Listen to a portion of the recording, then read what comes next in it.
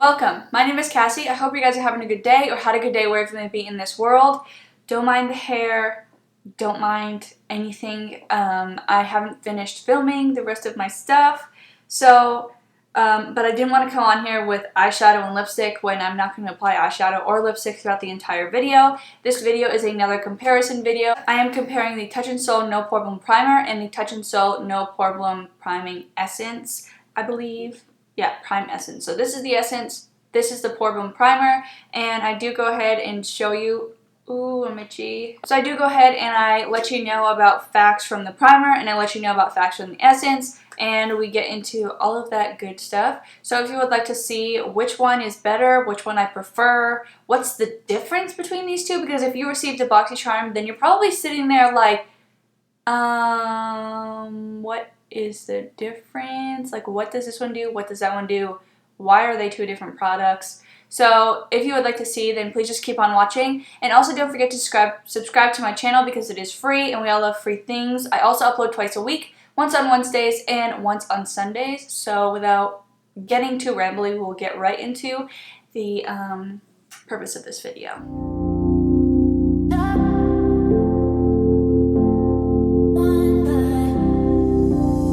See any white stuff in my hair, any patches of white stuff, it's because I have dry shampoo, and the dry shampoo that I'm currently using is awful, so I have to let it sit in there for a little bit longer, but I'm kind of in a rush, not really. I decided to get off my couch today and actually come and do my makeup because the last 4 days of this week I have not filmed one thing, and I need a video for Sunday, which is in 2 days.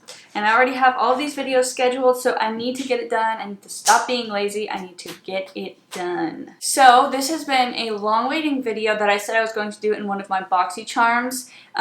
Basically, I'm going to be putting to the test 2 of the same primers because when I first received this primer in my BoxyCharm, I was like, what? This is literally like the same exact thing, except you just do the word essence on it. So the 2 primers that I'm going to be putting to the test today, even though I already tested one of them, I'm going to kind of like battle of the primers like I did with battle of the eyebrow pencils. If I think that anything is really, really similar, I'm going to put it to the test and I'm going to see what the differences are, see how I like it, which one I like better. So basically what I'm putting to the test today is the Touch in Sol No Poreblem Primer and the Touch in Sol No Poreblem Prime Essence. And when I had read the back of the Prime Essence, I was just like, it literally sounds just like the primer. So I went online like 2 minutes ago and I wrote down all of the things that it says the No Poreblem Primer does and the Essence does, so that way I can kind of go into it and see the differences, and if you were to buy one, which one would be better for your skin type, which one would be better for you, etc. So I'm going to let you know about all the things. I'm doing split down the middle, 1/2 primer, 1/2 essence.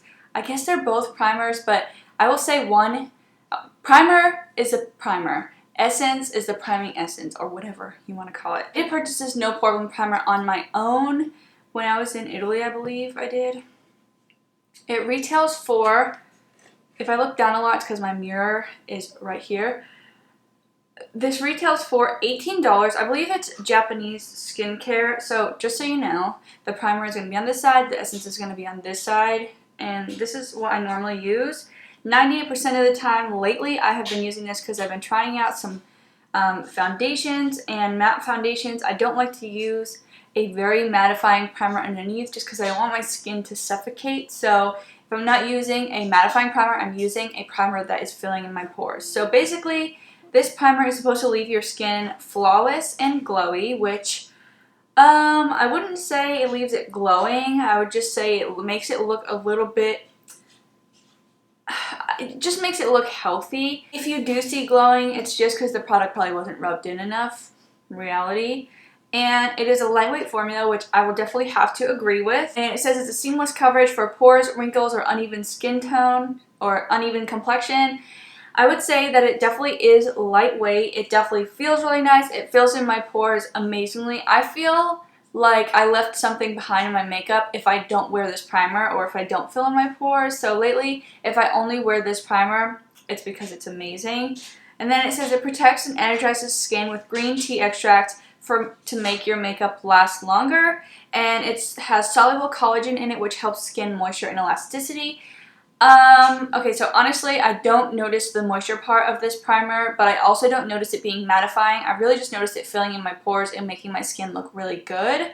It is paraben-free, cruelty-free, sulfate-free, and hypoallergenic for those of you that look for all of those things in a product, and for those of you that have pretty bad allergies. Now we're going to go into the right side, probably your left, and we're going to play around with this essence, which I have not played around with yet. Online it did say to pat this into your skin, so instead of rubbing it like I did on this side, I will pat it in, and this retails for $23 dollars for those of you.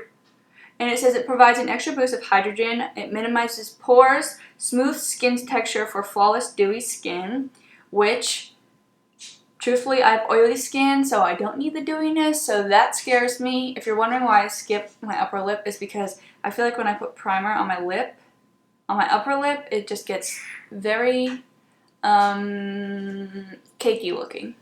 And then it says that you can either wear it alone to brighten and moisturize skin, or you can use it with the primer for a perfect blank canvas for your makeup.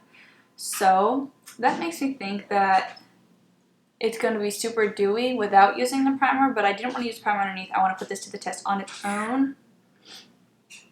I will be keeping notes throughout the day because I work till 10 p.m. So by the time I get home, my natural lighting is gone. So I will leave my thoughts in the description box down below, aside about how my makeup wore throughout the day, how I felt when I took off my makeup, so that way you guys aren't just left in the dust. And it says that this is formulated with clean ingredients, which Japanese skincare is actually really, really good skincare, and they normally have pretty decent ingredients. And it is going to relax, hydrate, refresh your skin, and it's going to smooth the skin as well as help control oily skin, which that right there kind of puts me like, okay, are you hydrating my skin or are you helping remove my oily skin? Because if you're hydrating the skin, I'm still going to be oily, so how are you doing both? That's like that weird hydrating matte foundation. I don't even know which one I'm talking about, but I know that it's out there. Okay, so I'm going to go in and I'm going to check to see what this looks like. They honestly both feel, this one feels a lot smoother, actually. Okay, this side feels a lot smoother, but that's because I'm breaking out on this side of my face. So the Essence side does feel more plump and smoother, but I think that's because I have like 5 pimples over here, but that's alright. This one I feel like kind of sunk into the skin more than this one has, because I could still feel this one on my skin. It's a little bit more tacky. I need to make sure that it is on my nose good, because my nose is one of the worst parts of my makeup because it just doesn't stick. I'm going to go in my handy dandy Jeffree Star. This side definitely looks a little bit more dewy. I don't know if you can kind of tell on camera, but on both sides my pores are filled in. But truthfully, I don't see a difference. Besides the feeling, I don't notice a difference. It still feels the same. I wish I didn't have these pimples here so I could actually tell you exactly the way it feels. It does feel extremely smooth. My pores look filled in. My pores are filled in.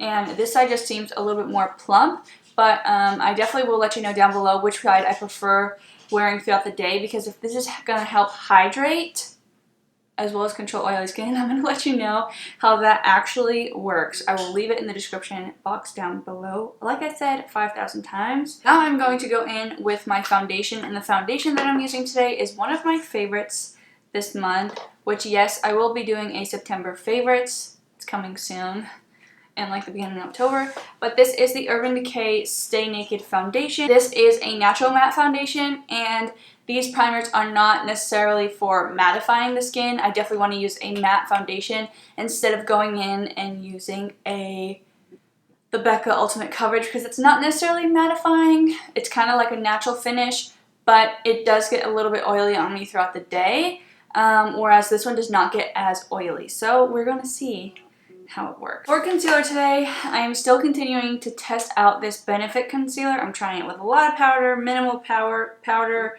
medium powder, on its own. I'm definitely trying it with different foundations, and as well as with no foundation, just to see how it works. This is the Benefit Cakeless Concealer. It is waterproof. It is supposed to be full coverage. And I know when a lot of people think of waterproof and full coverage, they think of thick. If you have ever felt the IT Cosmetics Bye Bye Under Eye, this is half of what that feels like. That is literally like goop. When you feel it, it's super sticky, but it's honestly kind of like the Shape Tape. I'm going to take my Morphe sponge and I'm going to blend out my concealer. But I have been watching Jackie Aina's videos. She's really good with complexion. She's really good with concealer. That's her #1 thing.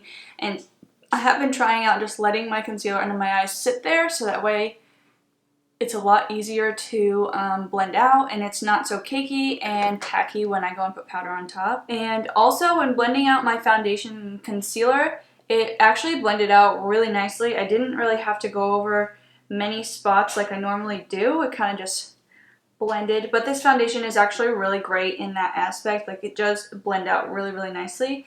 And I've honestly never had a problem with the No Poreblem primer not being able to blend anything out, because it does make such a smooth, seamless canvas for your skin that it just looks bomb. I definitely still have to agree that this side, even with the foundation on, is dewy. It's not very dewy or greasy dewy.